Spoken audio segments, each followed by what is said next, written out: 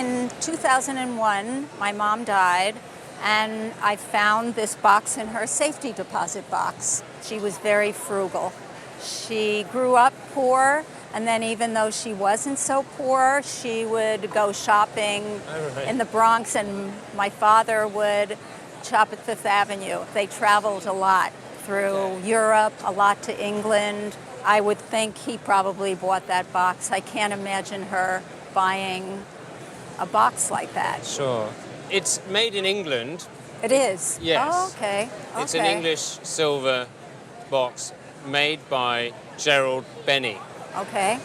And he is considered one of the most important, celebrated craftsmen of the 20th century in England.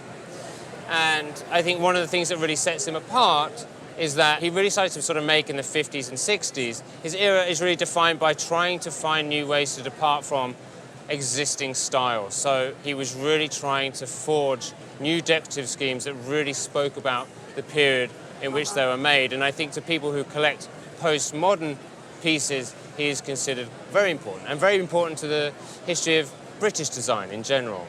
At one time, he held up to 4 royal warrants, which means that he was a producer for the Queen in certain categories, jewellery, silver, etc. So that, I think, is a real way of gauging how important he was and how fine his skill was as a craftsman.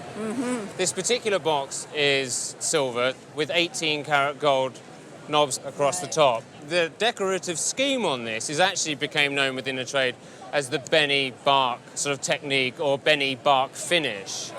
And that is this wonderful textured finish that we see here. And he actually fell upon this particular finish sort of by accident. He was hammering a piece of silver out, and he didn't notice that his hammer was broken. And he looked down at what he was hammering. It had these wonderful gouge marks in it, which sort of looked a bit like bark. Now, there are a series of marks on this. His name is written underneath, and also sterling and 18K. And another really nice feature of this box is that it has also the radially finished underside. It's basically got everything that a collector of boxes, and there are many of those, would want to find. It's hallmarked 1972. It's got the date letter R for 1972. Okay. He first started making boxes in the 60s.